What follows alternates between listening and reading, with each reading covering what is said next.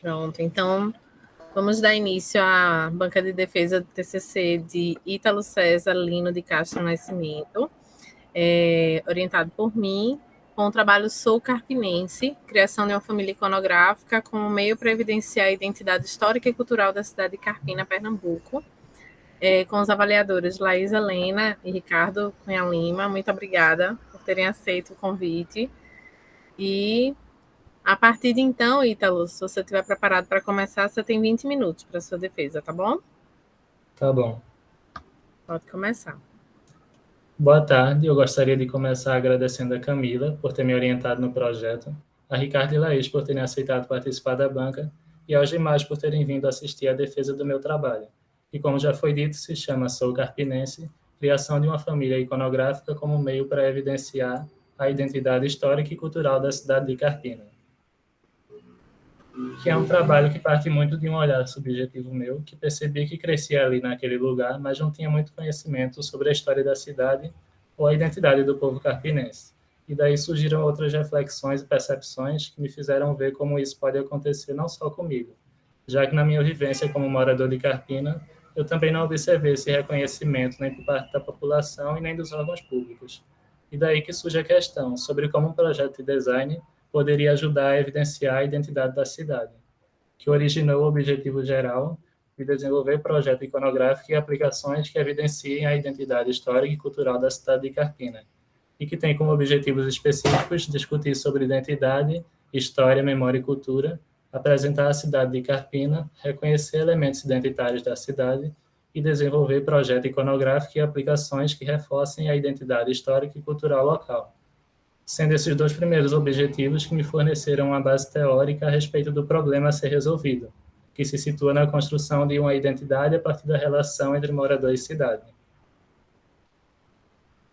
E é a partir disso que eu começo a discutir sobre como a identidade de cada pessoa passa a ser construída a partir do momento em que ela nasce, já que enquanto viver, cada pessoa vai receber uma série de influências vindas dos contatos com o meio em que ela está inserida.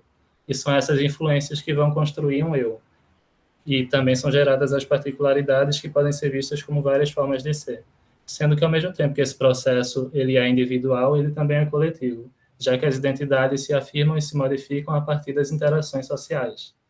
E é por meio dessas trocas que se compartilham aspectos culturais estabelecidos ao longo da história, e que tem como resultado a estruturação de uma memória coletiva a respeito de determinados saberes. E aí é possível perceber a importância de se haver uma preservação dessa memória, já que ela pode ser vista como um reflexo da identidade cultural do local onde ela se configurou e como responsável pela sensação de pertencimento entre uma pessoa e o meio no qual se insere. E é com base nisso que se estruturam os pensamentos voltados para descobrir formas de preservação cultural e contra o apagamento de histórias. E é aqui que o design entra como meio capaz de atuar nessa questão, já que ao mesmo tempo em que ele reflete elementos culturais em suas produções, ele também ajuda a propagar a cultura, e ainda consegue evidenciar a natureza imagética ligada à construção de uma memória coletiva, por fazer grande uso da representação visual. E nesse ponto, aliado ao design, aparece a iconografia, buscando entender as várias formas como a imagem consegue comunicar. E também podemos falar da memória gráfica, que presta atenção nas formas como as produções da sociedade a refletem. E aí também foi preciso fazer uma viagem pela história de Carpina, para conhecer sua origem e perceber aspectos identitários que podem estar associados a uma ideia do que é ser carpinense. Carpina é uma cidade da zona da Mata Norte de Pernambuco, que, assim como outras cidades dessa região, encontrou grandes oportunidades de crescimento a partir da cana-de-açúcar. Ela fica a cerca de 50 quilômetros de Recife e possui um número de habitantes que varia entre 80 e 90 mil pessoas, sendo que a história dela começou em meados do século XVII, em um momento de ocupações europeias no estado que geraram um processo de interiorização em territórios como o da cidade. E aí, nesse período inicial de desenvolvimento, ela se chamava Chã do Carpina, já que estava localizada sobre terras planas. E, além disso, o termo carpina surge como uma derivação do tupi antigo carapina, que é um nome atribuído a uma espécie de pica-pau e ao trabalho do carpinteiro, como Martinho Francisco de Andrade Lima, que foi um português, que foi um dos primeiros habitantes do local. E aí, nesse primeiro momento, havia uma grande presença do trabalho madeireiro, porque era usado para facilitar o transporte de açúcar. E justamente por conta desse transporte de mercadorias, e começaram a abrir caminhos entre um local e outro, e isso começou a atrair mais pessoas para morar ali. E aí, já no final do século XIX, o número da população e a produção açucareira tinha aumentado, e por isso foi inaugurada a linha ferroviária, que transformou o vilarejo em um ponto intermediário entre Limoeiro e Recife, e mais tarde Nazaré da Mata. Isso serviu como incentivo para o desenvolvimento comercial e urbano. E aí, no início do século XX, o vilarejo passou a se chamar Floresta dos Leões, em homenagem a João Souto Maior, que também era conhecido como Leão do Tejuco-Papo, que foi líder da revolta pernambucana de 1817 e se refugiou por ali junto de seus aliados, os Leões. E é por isso que até hoje pode ser visto um monumento com um leão de bronze na Praça São José, no centro da cidade. Em 1909, Floresta foi declarada vila, pertencendo a Paudalho e Nazaré da Mata. E anos mais tarde, o local foi considerado município, composto pelo distrito de Lagoa do Carro. Só que somente em 1991, depois de muitas questões políticas, que Carpina foi realmente considerada uma cidade. E aí é possível perceber que a madeira se fez presente não só na história da cidade, já que ela pode ser vista como uma das bases da cultura carpinense, através dos bonecos esculpidos pelos artesãos do mamulengo ou teatro de bonecos, que nada mais é do que um tipo de apresentação teatral em que a figura humana empresta sua voz para que os bonecos encenem, e que provavelmente surgiu nas cavernas pré-históricas e se difundiu com o passar do tempo. Ele chegou no Brasil junto com as embarcações europeias do período de colonização, e naquela época ele tinha um caráter muito religioso, já que era usado por padres e coroinhas para catequizar os povos nativos, sendo que com o passar do tempo essa função religiosa foi se perdendo e ele se tornou mais popular e começou a ter um teor de denúncia às injustiças sociais. E apesar de ter entrado em contato com outras partes do território brasileiro, foi no Nordeste que ele ganhou mais força. É de Carpina, por exemplo, que surgiu o mestre Solon, que é um dos principais representantes dessa arte e que levou o mamulengo não só para fora do Nordeste, como para fora do Brasil. Inspirados por ele, também surgiram os mestres Saúba e Miro dos bonecos, que também ganhou reconhecimento internacional. E aí, realizadas essas etapas de fundamentação, se iniciou o desenvolvimento do projeto, que foi guiado por uma metodologia que define a pesquisa como sendo de natureza aplicada e cunho exploratório, por buscar uma solução prática que consiga evidenciar a identidade da cidade a partir do que foi explorado a respeito do tema. Ela também pode ser vista como descritiva, por tentar entender o objeto de estudo a partir da coleta e análise de dados, que são vistos a partir de uma ótica social, e por isso ela também é qualitativa. Já em relação à metodologia de design, foi escolhido de Bruno Munari, mas com adaptações adequadas ao projeto, que consistiram no agrupamento delas de acordo com as propostas. E aí, na primeira etapa, de definição do problema e seus componentes, há um aprofundamento maior para entender mais sobre os motivos que causam esse problema da falta de compreensão das expressões identitárias da cidade. E é nesse momento que eu encontro relatos como o de Gilvan das Burrinhas, que é um artesão carpinense que trabalha na confecção das fantasias de burrinhas. E ele é um personagem da cultura nordestina muito visto nos momentos de festas. Em entrevista para o portal Voz do Planalto, ele disse se sentir desmotivado pela falta de apoio dos órgãos públicos e pelo desprezo das pessoas pela cultura popular, o que reforça essa perspectiva já comentada e o evidente risco para a perpetuação da memória carpinense. E aí, após a definição do problema, se inicia a etapa de coleta e análise de dados necessários para a realização do projeto. A coleta aconteceu em 3 fases. A primeira consistiu na criação de uma amostragem a partir do agrupamento de elementos que tivessem relevância histórica e cultural na definição de uma memória carpinense. Isso aconteceu a partir da minha vivência enquanto pesquisador participante de pesquisas de campo e do levantamento bibliográfico sobre a cidade. Na segunda etapa, foi o momento de procurar referências visuais para esses elementos contidos na amostragem. Então, foi montado um acervo de fotografias, que em parte aconteceu através de fotos tiradas no celular, sendo que para algumas dessas imagens foi preciso buscar em páginas da internet, redes sociais ou então no Street View no Google Maps para chegar até os locais desejados e aí fazer a captura de tela. E por fim, foi o momento de procurar trabalhos semelhantes com o intuito de adquirir conhecimento sobre estratégias que poderiam funcionar ou não na produção dos ícones. E aí chegamos em 3 exemplos. O primeiro é o projeto de identidade visual do Porto, em Portugal, do designer Eduardo Aires, que produziu um conjunto de ícones para compor essa identidade visual como forma de expressar graficamente a cidade.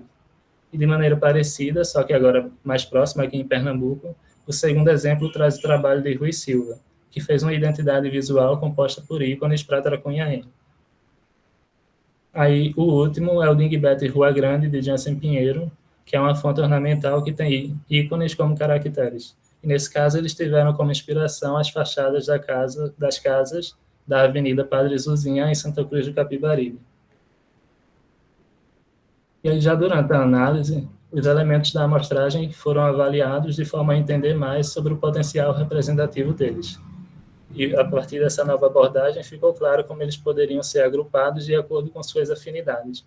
E aí foram divididos nos seguintes grupos: arquitetura, que possui 12 componentes, como estação ferroviária, Monumento Leão do Norte e mercado público; manifestações artísticas, com ícones como Caboclo de Lança, Bloco Lírico e Mamulengo do Mestre Solon; e o grupo Natureza, que é formado por cana-de-açúcar e palmeiras imperiais. Também foi possível perceber como eles poderiam ser agrupados de acordo com o momento em que se situam na história. E aí temos o bloco que remete ao período de formação da cidade, que é muito marcado pela arquitetura, já que era o momento de fixação do povo naquela terra. O bloco de desenvolvimento, que se refere a um período em que a cidade já havia se firmado e deixado algumas de suas marcas, como as manifestações artísticas. E o bloco atualidade, que reflete os dias atuais. Com essa base que foi adquirida, a gente parte para a etapa de criação, experimentação e materiais, de onde surgiram as ideias e rascunhos iniciais de cada ícone.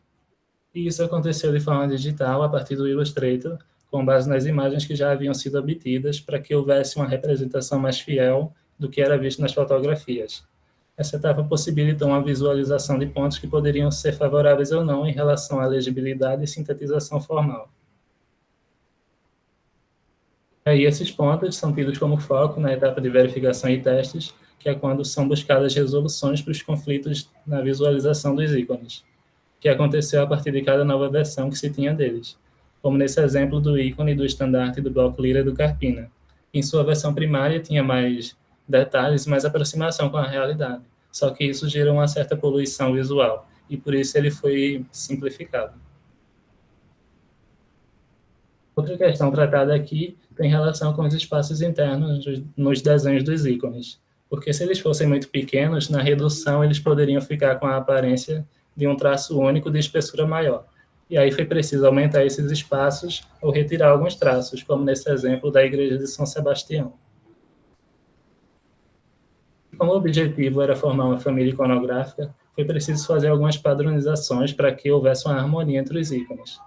E aí, nesse exemplo da Falub, as portas e janelas inicialmente tinham um detalhamento interno, sendo que depois eu observei que nos outros ícones em que elas apareciam não havia esse detalhamento, e aí ele foi retirado aqui. O mesmo aconteceu com o ícone da Maria Grande e os outros que representam manifestações artísticas, em que os olhos são preenchidos por caracterizar o estilo dos artesãos.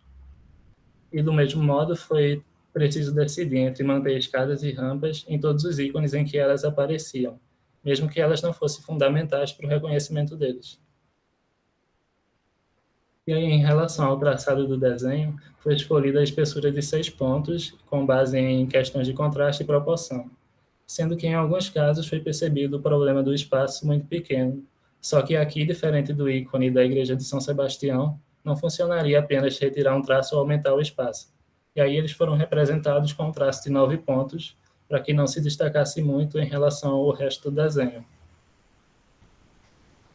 E após todas essas alterações, chegamos na etapa de solução e detalhes construtivos, que tem como objetivo definir especificações técnicas para um funcionamento correto dos ícones. E pensando na legibilidade, foram feitas as delimitações de tamanho a partir das variações nas dimensões dos desenhos até chegar em um tamanho adequado, sendo que isso poderia causar certas alterações na dimensão ou nas formas deles. E aí, por isso, antes de tudo, cada ícone teve sua altura aumentada até 1080 pixels, depois os traçados foram alterados para 6 pontos, e por fim, eles tiveram sua aparência expandida. E com isso, eles puderam ser modificados sem preocupações com distorções. Mas é importante falar que para alguns ícones foi preciso aumentar essa altura para 2160 pixels, porque eles são originalmente maiores que os demais. É justamente por conta desses tamanhos variados que tiveram limites de redução variados. E aí, para os ícones com altura de 1080 pixels, temos o grupo 1, que possui um limite de 215 pixels, o grupo 2, em que esse limite vai para 450 pixels, e o 3, em que ele vai para 775 pixels. Já para os ícones com altura de 2160 pixels, temos o grupo 1 com um limite de 270 pixels e o grupo 2 em que ele vai para 485 pixels. E como os ícones foram feitos a partir de Carpina, eu pensei que seria interessante usar eles associados com algo que também lembra a cidade. E aí foram escolhidas usar as cores presentes no brasão, só que em tons menos saturados do que os originais. E, ao fim, como resultado do projeto, foi formada a Soul Carpinense, que é uma família iconográfica composta de 20 ícones que dão sentido a um imaginário da identidade e memória da cidade e retoma a sensação de pertencimento entre carpinenses e Carpina. Esses ícones são o monumento à cana-de-açúcar e estação ferroviária, que foram fundamentais para o desenvolvimento e expansão do comércio de Carpina. O Monumento Leão do Norte, que é um dos símbolos da história da cidade, que se mantém de pé até hoje. O Mercado Público e o Cantinho das Marias, que tem na sua arquitetura lembranças da história da cidade e impulsionam a economia de Carpina. O Clube Espanadores, Caboclo de Lança e Estandarte Lira do Carpina, isso que representam o papel do carnaval na construção da cultura carpinense. Matriz de São José, Igreja de São Sebastião e Estátua de Santo Antônio, que referenciam as figuras religiosas mais populares da cidade. O Instituto Histórico, que foi criado para manter a memória de Carpina a partir da preservação de itens relacionados com a história da cidade. O Teatro de Bonecos do Mestre Solon, a Maria Grande de Miro, a Casa de Farinha do Mestre Saúba e a Burrinha do Mestre Gilvão, que são exemplos do trabalho artesanal da cidade e auxiliam na manutenção de tradições artísticas. As palmeiras imperiais, que são marcas da paisagem urbana de Carpina e aparecem enfileiradas em algumas das praças da cidade. O Palhação, que fica localizado no Parque de Eventos e é um local onde acontecem festas e se tornou um ponto de localização da cidade. FALUB, que foi a primeira faculdade da cidade e fica instalada no antigo Palacete Santa Cruz, que tem sua arquitetura mantida. E a Praça Murilo Silva, que é uma das praças presentes na principal área comercial da cidade e que se diferencia das outras por ter um chafariz. E aí, como forma de valorizar os ícones e o potencial representativo deles, foram pensadas algumas aplicações para itens mais populares, que podem servir não só para os moradores, como para visitantes, como as capas de celular, a caneca FALUB, a ecobag do Mercado Público, o guarda-chuva com o ícone do Clube Espanadores, a pochete que traz o Instituto Histórico, a camiseta do Parque de Eventos e o outdoor do Teatro de Bonecos.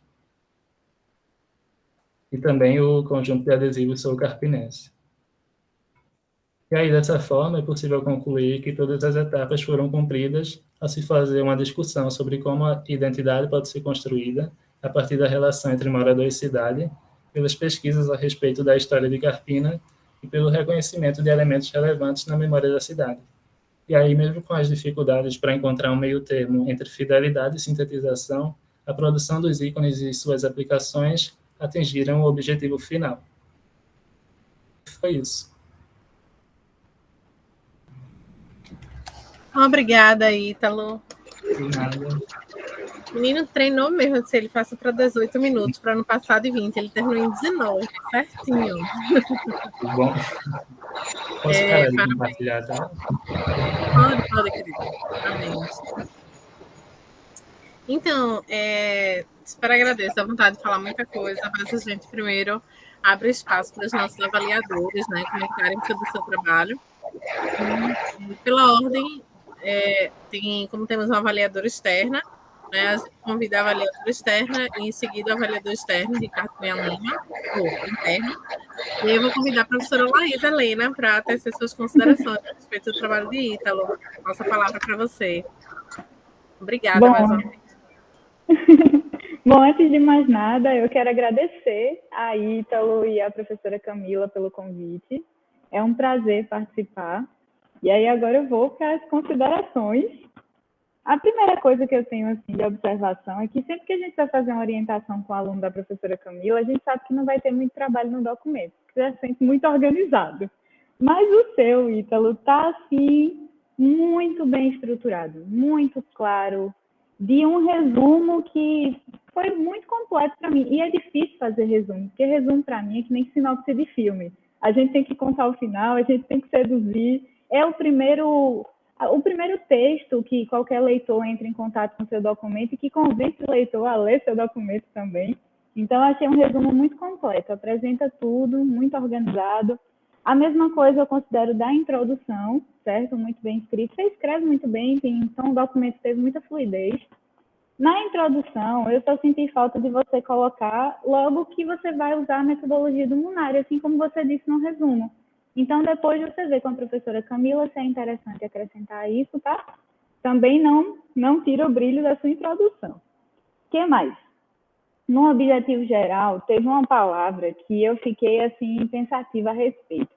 Porque eu acho que evidenciar é um pouquinho diferente de resgatar e de reforçar, que são palavras que você usa constantemente no seu documento.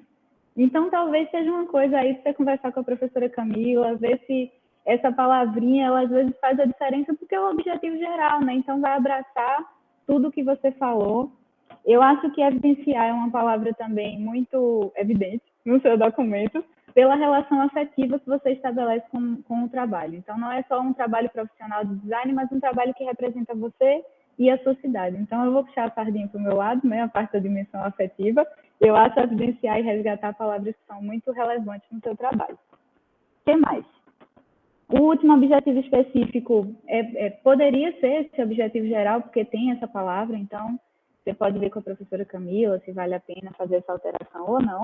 Quanto à fundamentação teórica, eu também achei que foi uma fundamentação sucinta, mas que abraçou tudo o que você queria dizer. Então, foi muito bem organizada. Eu gosto quando no final do capítulo aparece essa aproximação com o teu objetivo.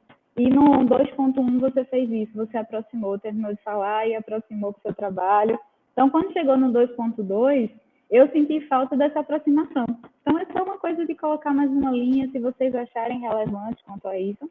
Mas eu acho que toda a fundamentação teórica conseguiu defender muito bem os seus objetivos de pesquisa. O que mais? A metodologia de pesquisa também muito bem construída, aplicada. Nessa parte que você fala da metodologia aplicada, eu acho que às vezes até quando a gente está escrevendo acaba esquecendo, sabe? E aí você fala que ela é aplicada, mas você não diz onde é aplicada. Então, talvez seja fácil, seja interessante colocar aplicada no projeto iconográfico, que eu acho que no documento, essa coisa da repetição, às vezes a gente se preocupa de repetir para não ficar muito, né? Mas é muito bom, porque aí vai reforçando seu objetivo ao longo do documento todo. E também senti falta de você falar um pouquinho sobre a pesquisa de campo e a observação participante, que você fez muito bem nos outros tópicos, no 5.1 e no 5.2. Então, talvez seja o caso de colocar uma linhazinha do que foi essa observação participante, do que foi essa pesquisa de campo, que você descreve no 5.1 e no 5.2. O que mais? Excelente construção da tabela dos elementos identitários. Eu acho que sintetizou muito bem a tua pesquisa, sintetizou muito bem o que a gente vai ver lá na frente, nos ícones que você construiu também. Então, é um jeito de abraçar legal o teu documento. Assim, ele abraça de forma muito completa o teu documento. A gente consegue ver o seu raciocínio de construção de design, o seu processo de pensamento de design ao longo do documento, principalmente a partir da construção desses elementos, da fotografia. A gente vê que ao longo do processo você descobre certas coisas e aí a gente vai descobrindo junto com você. Então, foi muito bom essa adaptação que você fez da metodologia do Munari. Eu até achei muito próximo da metodologia do Design Thinking no final, ficou muito próximo às 5 fases, então foi muito inteligente para a construção do seu documento. O que mais? Adorei as divisões que você fez por afinidade e por história, então clarifica de novo o pensamento e é um documento que acaba sendo facilmente utilizado e replicável por outros estudantes. Então é uma boa fórmula, você constrói e aí você pode passar a ser aí uma inspiração, uma fonte para outros pesquisadores também. A construção gráfica também, eu acho que nesse momento a construção gráfica, eu vou deixar para quem entende mais, então eu vou deixar para que o professor Ricardo fale um pouco mais, mas eu também gostei muito das aplicações, achei que muitas coisas, os produtos ficaram muito pop e facilmente vendáveis realmente. Eu só achei, e isso é uma opinião pessoal, como eu disse, acho que o Ricardo vai ter essa informação técnica melhor, um pouquinho fininho os traços, a espessura, dentro das aplicações. Então, algumas peças, talvez com a espessura um pouquinho mais grossa, pudesse ficar mais destacada. Mas eu, particularmente, queria muito a capa de celular e a pochete, que eu achei muito linda também. Pronto. E na conclusão, nas considerações finais, isso é uma opinião pessoal minha, eu gosto muito de ver assim, as tuas dificuldades e limitações e como tu acha que esse documento pode ajudar outras pessoas. Mas isso também é um ponto que é muito importante que você converse com a professora.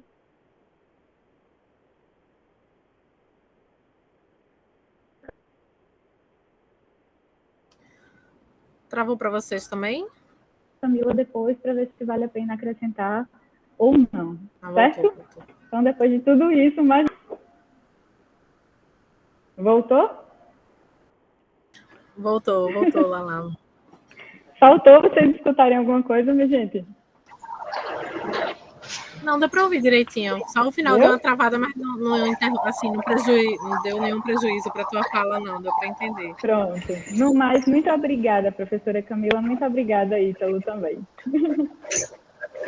A gente quem agradece. É muito bom ter essa oportunidade de ter um olhar voltado para essa questão da memória afetiva, né, do design emocional, e como tudo isso está ligado ao trabalho de Ítalo, e sua especialidade aí agrega muito ao trabalho. Muito obrigada pelas considerações. Vão super ajudar a aperfeiçoar ainda mais o trabalho de Ítalo, né? Com certeza. Então, eu vou aproveitar e também abrir a fala para o professor Ricardo Cunha Lima. Muito obrigada, Ricardo, por ter topado participar da banca de Ítalo para contribuir aqui com a gente. Seja bem-vindo. Primeiro, agradecer a Camila fazendo esse convite. Eu fico muito honrado de poder estar aqui. É um prazer sempre, já não é a primeira vez que eu e a Laís estamos aqui em bancas, tá certo? Sempre muito bom fazer banca com a Laís. Inclusive, em relação ao texto, praticamente não tenho nada que falar, porque a Laís já fez aquela análise completa, perfeita, então eu estou muito feliz de poder focar como ela já passou a bola. O professor Ricardo vai falar sobre tal coisa, então eu vou falar sobre tal coisa mesmo. E é um prazer grande estar aqui com o Ítalo, né, que a gente já tem uma história antiga, já foi meu aluno de linguagem das cores, me entregou, inclusive, um projeto, dos projetos mais interessantes que eu já tive, que era um jogo, né, trabalhando com harmonia cromática. Era um projeto muito complexo para realizar, mas como exercício de sala de aula, assim, e como um protótipo para um outro possível projeto mais complexo, assim, excelente. Assim. Aliás, se algum dos seus amigos não conhecem, por favor, mostre. Você deve ter mostrado, porque realmente é um projeto muito, muito, muito massa. Assim. Quero ver também. Não, é muito legal. A ideia é genial, tem várias coisas muito legais, assim, eu gostei muito do projeto. E a gente já conversou várias vezes, assim, a gente teve a oportunidade de conversar várias vezes, e sempre foi uma experiência muito boa, assim, eu acho que eu sempre senti uma identificação com o Ítalo, assim, então, especialmente por ser um daqueles alunos talentosos, sabe, aqueles alunos que realmente são apaixonados pelo que eles fazem, tá certo?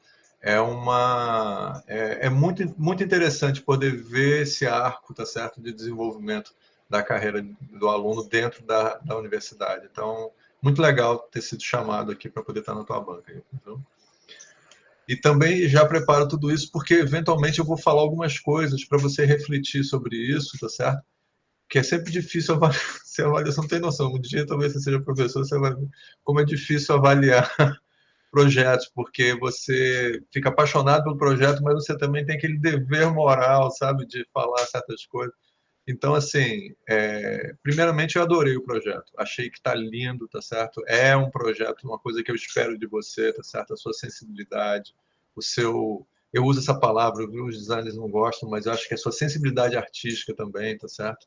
Tem design que gosta, tem design que não gosta, eu sou daqueles que gostam, tá? Acho que não tem problema nenhum, tá? Acho até bom.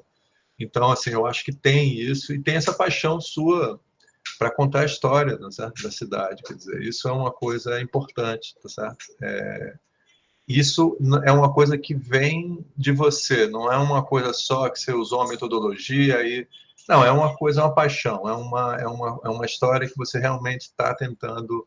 você está vendo? Você está conseguindo, inclusive, tá certo? Contar essa história, que é uma história que eu não conheço, tá certo? Talvez a Laís não conheça bem, talvez a Camila não conheça bem, quer dizer, então você tá se comunicando, você está levando adiante, esse é, sem dúvida, um projeto de design e informação num sentido mais amplo do que é o que, inclusive, que a gente está batalhando, né, Camila? A gente está batalhando para ampliar o sentido do design e informação. Só para lembrar, viu, gente, vai ter o Congresso CID, o Congresso de Design e Informação, que vai ser aqui em Caruaru, tá? Então, queremos a participação de vocês todos nesse congresso. Mas aí chega de propaganda, tá certo? Do congresso. Todos nós aqui envolvidos, negócio, tá bem. Então, vamos o projeto em si. Eu achei os desenhos muito bons.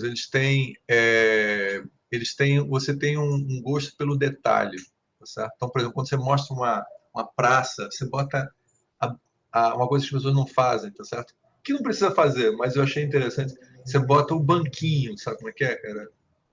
Não sei, aquilo toca o meu coração, porque quando eu estou na praça, eu sento no banquinho. Então, sabe, quem está lá sente essa coisa. Eu estou lá no banquinho, sabe? Você vai nos detalhes. E eu achei interessante que quando você vai fazer o projeto, você percebe que certos detalhes vão ter problema. Então, você discute, olha, tem lá uma coisa... Embora, às vezes, eu acho que você foi um pouco generoso, assim, com a escolha. Quer dizer, ou o contrário, você poderia simplificar um pouco mais alguns problemas. Você tira a linha, que realmente cria aquela linha dupla, que depois dá a impressão, a tinta vira uma coisa só, né? E no próprio computador, né? Os pixels vão ficando tão pequenininhos que aí eles viram um negócio lá e dão tipo um ruído visual, assim. Mas às vezes você bota uma escadinha que a gente não vai ver. Vale a pena botar a escadinha. São questões assim, mas eu acho que tipo, detalhe não é importante. Mas eu achei muito legal que você teve essa preocupação. O ponto que a Laís levantou, e eu não estou aqui dando culpa para a Laís, não, tá? Eu também percebi a mesma coisa. Que é o problema deles estarem fininhos, tá certo? É uma questão grande. Aí eu vou só falar o seguinte. Eu esqueci de falar. Achei tua apresentação linda. Olha, uma das coisas que eu sempre falo, gente. Se vocês não conseguirem fazer uma boa apresentação do TCC, vocês vão ter problemas no mercado de trabalho. Porque no mercado de trabalho, o instrumento de argumentação é a apresentação. Então, se você não fizer apresentações assim, cara, amei essa apresentação, você provavelmente não vai pegar o cliente, por melhor que seja o seu projeto. É o mundo contemporâneo que a gente vive. Antigamente, eu não sei como é que era, na época dos meus pais, sabe o quê, mas hoje em dia é a apresentação. Então, essa apresentação, você escolheu uma tipografia que funciona muito bem aplicada, ela funciona melhor aplicada na tua apresentação do que, às vezes, nos seus objetos. Às vezes, ela chama mais atenção a tipografia do que o próprio desenho. Uma coisa para você refletir, não acho que isso é essencial, porque o teu foco foi mais iconográfico do que tipográfico. Então, mas é uma coisa que eu achei, às vezes, que eu vejo a tipografia, às vezes não vejo o desenho, tá certo? Tanto.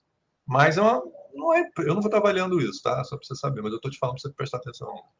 Mas é o seguinte, quando você chegar lá, eu vou fazer uma coisa seguinte, só para você saber o que eu vou falar agora. Eu vou fazer uma crítica sobre essa coisa da linha fina, tá? E depois eu vou falar um pouco sobre a metodologia, tá? E coisas para você pensar um pouco, assim, tá? Que é o seguinte, quando você faz a linha, você diz assim, eles são tantos pixels, que, aliás, ficou linda a maneira como você explicou, super claro. É impressionante como as pessoas têm dificuldade de explicar isso. Você explicou, assim, muito bem, assim. Mas por que pixels? Porque o problema todo que não está claro é que aplicação que você vai fazer. Você não cria um discurso voltado para a aplicação. De fato, você está criando uma família tipográfica, tá certo? Cuja aplicação pode ser várias coisas diferentes. Mas quando você está criando, você tem que meio que pensar, cara, eu vou aplicar para isso, vou aplicar para aquilo, sabe? Como você não discute muito a aplicação, aí cria o problema da linha muito fina. Porque quando você aplica, aí caramba, sabe? Aí agora eu estou com um problema, sabe? Então, talvez, na hora que você estivesse montando o seu método, você estivesse pensando um pouco mais em alguma aplicação, assim, tipo, olha, eu aplicarei em canecas e camisetas, tá certo? E aí tem, por exemplo, quando você coloca uma palmeira, até quando você estava mostrando agora, a gente via isso. A palmeira fica super nítida, tá certo? Mas já há um elemento super horizontal, a palmeira é vertical, tá certo? Então, numa camisa, num caneca, a caneca é vertical, sem problema. Aí, quando você aplica numa camiseta, que também é um elemento vertical, você tem que botar um elemento super horizontal, aí fica fininho. Então, você entende que você não trazer a questão da aplicação para o seu projeto de uma maneira mais explícita, tá certo? Tanto que a gente percebe, quando você fala pixels, por que pixels e não centímetros? Não está errado você fazer isso. Depende da sua aplicação. Como você não traz aplicação, aí traz problema. Os seus desenhos estão perfeitos, estão lindos, não tem nada a falar, assim, não tem o que dizer, a não ser elogiar a sua sensibilidade e seu talento mesmo. Mas aí tem um problema de design da aplicação. Eu acho que isso é um problema que, se você estivesse aplicando com o cliente de verdade, esse problema iria gritar no teu ouvido na hora, assim, tá certo? Não literalmente, espero que ninguém... Eu nunca tive cliente que gritava no meu ouvido. Eu já tive clientes muito desagradáveis, eles nunca gritavam no meu ouvido. Então, não é literal, é metafórico, tá certo? Assim, é um problema que ia surgir muito claramente para você, tá certo? Como você fosse fazer. E surgiu claramente tanto para mim quanto para a Laís. Tá? Então, essa é uma questão. Agora, essa é uma questão que você teria que pensar um pouco. Eu não sei se é uma coisa que vai afetar tanto o seu projeto, tá certo? Mas é uma coisa que eu queria que você trouxesse para o teu coração quando você estiver pensando nesse projeto, que eu já passei, eu como fiz muito infográfico, cara, esses problemas vêm sempre, tá certo? A gente, quando está projetando, a gente se sente meio livre no projeto, e a gente, depois, quando na hora H de aplicar, cara, aí vão surgindo esses problemas, tá? Eu sei que, só para não ficar estendendo muito, hoje em dia tem muitas possíveis aplicações. Então, você escolhe, eu vou trabalhar com isso, isso, isso. E aí pode ser que aplique em outras coisas, mas eu procuro situações diferentes, de repente eu tenho uma opção para tal situação, aí eu tenho uma espessura X, para tal situação eu tenho uma espessura Y, sabe? Então, uma possível solução. Agora, só para encerrar, uma coisa que eu queria falar, que é o seguinte. O Bruno Munari, ele é maravilhoso, assim, é a melhor metodologia de design genérica que existe em todos, tá? Mas é interessante, quando você estiver fazendo essas coisas, se você estiver no mercado também, tentar ver, nessa parte dos similares seus, é muito sucinta, você não entra muito nos trabalhos que outras pessoas fizeram. A gente tem muito que aprender com os projetos de outras pessoas, porque quando você fala, ele está fazendo aquilo, tem um texto que você escreve lá, eu me lembro assim, ele está fazendo isso, mas era o do... Vou ser mais específico, tem gente aqui que não viu, né, não leu o seu TCC, que você estava falando sobre um projeto no Porto, que você, inclusive, não mostra muito claramente qual é esse projeto. Mas aí eu suponho que entenda mais ou menos que deve ser uma coisa arquitetônica, não sei. Aí no Porto ali, ele faz isso, ele fala assim, ele não procura fazer uma coisa institucional, simplesmente. Ele quer representar o que a população está vivendo. Como? Isso é uma coisa riquíssima que tem a ver com o seu projeto. Por quê? O que ele fez? Qual foi a estratégia dele? Tá certo? Essas são coisas subjetivas que às vezes têm um sentido mais de marketing do que literal mesmo. Mas qual é o sentido que ele está querendo com isso? Tá certo? O que ele está... Sabe? Tem alguns desses designers que são próximos de você. Você teria condição de conversar com eles, talvez. Ou, de repente, eles têm uma publicação em algum lugar falando sobre o que eles fizeram. Às vezes, isso é... Aí a minha posição às vezes é mais rico do que o Bruno Munari. Você entender os problemas... O Bruno Munari é muito bom para organizar a casa, tá certo? Mas, às vezes, ajuda você a entender um pouco quais são os problemas que os designers tiveram, porque você está tentando responder uma questão específica. Outras pessoas já tentaram responder isso antes, eles tiveram problemas técnicos, tiveram problemas conceituais, tá certo? É interessante você trazer isso para o teu projeto, tá? E eu acho que eu senti um pouco falta desse olhar de outras pessoas que passaram por esse projeto. Você passa muito por alto de uma parte que eu acho que você poderia ter estendido mais, assim, tá certo? Essa é uma crítica para você pensar. Eu não estou cobrando esse teu projeto, mas é uma coisa você pensar, porque quando você estiver projetando, essas questões vão vir atrás de você, elas não vão embora. E é o que vai diferenciar o seu projeto parecer um projeto de TCC ou um projeto de um profissional experiente. Você pode, assim, trabalhar muito e aí ter muitos problemas e aprender com os problemas e resolver eles. Ou você pode procurar projetos, procurar designers, ver como é que foram as coisas e tentar ver como é que eles resolveram, para ver se você também não precisa passar pelos mesmos problemas que eles passaram. Tá? Então, a minha crítica é à questão dos similares, nesse ponto, que talvez tivesse ajudado você na questão da espessura do projeto. Tá? Deixando isso de lado, Ítalo, mais uma vez, assim, agradecer muito a Camila ter me convidado, tá certo? Poder estar aqui na tua banca, poder ver teu projeto, poder ver essa história super bonita da sua pessoal, que eu sei que eu tenho acompanhado em pequenos momentos, assim, mas estar aqui agora, poder estar dividindo isso, é um prazer muito grande. Parabéns, Ítalo, pelo projeto. Muito legal. Obrigado. Que legal. Muito bom ouvir tudo isso, para a gente poder pensar junto, né, Ítalo, sobre essa conclusão desse processo. E aí eu vou falar um pouquinho sobre Ítalo também. Ítalo, durante todo o processo, ele sempre se colocou assim, professora, eu quero muito fazer bem feito. Ele sempre com o que Ricardo percebeu aí, né, essa característica detalhista dele, sempre muito evidente durante todo o processo, e eu fazendo, então, ok, Ítalo, parabéns, você está sempre elaborando bem, está sempre trazendo bem. Vê só, aqui não precisa tanto não, você pode fazer menos. Não, professora, mas eu quero fazer muito. Beleza, vamos lá. E aí eu acho que eu realmente atribuo toda a beleza do projeto dele a esse esforço, sabe? A essa vontade de fazer cada vez melhor, cada vez mais, cada vez... Esse empenho dele realmente conseguiu alcançar um resultado que eu sempre falei para ele, né, Ítalo? Me desminta aí se eu estiver mentindo. Eu disse, Ítalo, o principal é você ficar satisfeito com o resultado do seu projeto. Não, independe da nota que você vai tirar, independe de quantas páginas esse documento vai ter. O que a gente espera aqui é que você fique satisfeito e feliz com o seu desempenho. Durante todo o processo, eu acho que vale a pena falar, houveram muitas dificuldades e em alguns momentos Ítalo até disse ao professor, não sei se vou conseguir terminar. E eu disse, se não conseguir, tudo bem. Nesse momento, vamos lá, seguir o seu ritmo, né, o seu tempo. O que importa é você estar bem, diante de tanta coisa que a gente vivenciou aí com essa pandemia, né? A gente realmente precisa priorizar a nossa saúde. E Ítalo não só conseguiu, como eu espero e acredito que ficou satisfeito com o resultado. Então, para mim, isso é a melhor coisa. Mais do que, assim, ter ficado bonito, que ficou, né, como o pessoal elogiou. Mas eu realmente fico muito feliz de você ter conseguido se superar, pela sua superação, sabe, Ítalo? Você foi um exemplo de superação durante todo o processo. E eu estou muito orgulhosa de você. Parabéns. Espero que você também esteja. Não me faz chorar. Oh, que bonitinho. Já. Eu vou seguir também, eu tenho que parar aqui de falar, senão não vou conseguir terminar de falar. Mas eu vou pedir licença aos convidados de Ítalo que vieram assistir a apresentação dele, e a você, Ítalo, para me retirar com Laís e Ricardo. A gente vai numa outra salinha do Meet. Eu mando para o WhatsApp de vocês, tá?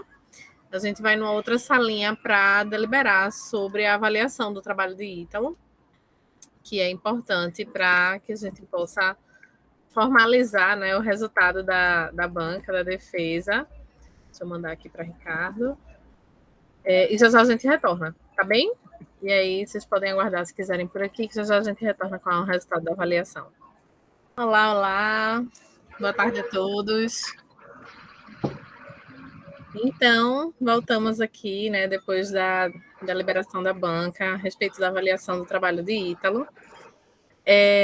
O que temos a dizer é que seu trabalho foi muito bem avaliado, Ítalo, você está aprovado, e a sua nota foi 10. Parabéns, seu trabalho está muito bom.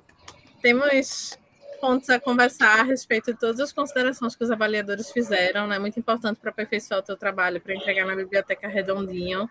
Mas você realmente merece aí uma avaliação muito boa. Está de parabéns. E eu só tenho a agradecer também por você ter me escolhido como orientadora, tá? Ter topado continuar comigo como orientadora, mesmo sendo tão chata e pedindo para corrigir tantas vezes, e muda aqui, tira ali, bota aqui. E mesmo assim, você ainda... se não me quiser como orientadora, está em tempo ainda, pode trocar.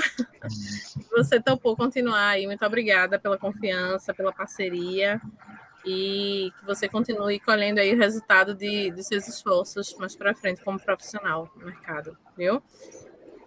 Continue brilhando, Ítalo, continue brilhando. Muito obrigado, gente. Estou meio sem palavras. Eu que agradeço, Camila. Sempre, toda orientação eu chegava, meu Deus, é agora que Camila não vai me orientar mais. E aí ela vinha super gentil, entendendo todo do meu lado, e sempre com palavras muito carinhosas, e eu sou muito grato por isso. E também obrigado a todo mundo aqui, que sempre acreditou mais em mim do que eu mesmo. E obrigado, Laís e Ricardo, pelas palavras. Coisa boa. Parabéns. Vai comemorar. E a gente vai conversando sobre os aperfeiçoamentos do trabalho, tá? Tá bem. Muito obrigada mais uma vez, Laís, Ricardo, por ter contribuído aqui pela parceria na avaliação do trabalho de Ítalo. E, amiguinhos de Ítalo, ajudem-no a comemorar e acreditar mais em si. Um cheiro. Tchau. Parabéns. Obrigada, Ricardo. Obrigada, Lala. Tchau, Ricardo. Tchau, Laís. Tchau, gente.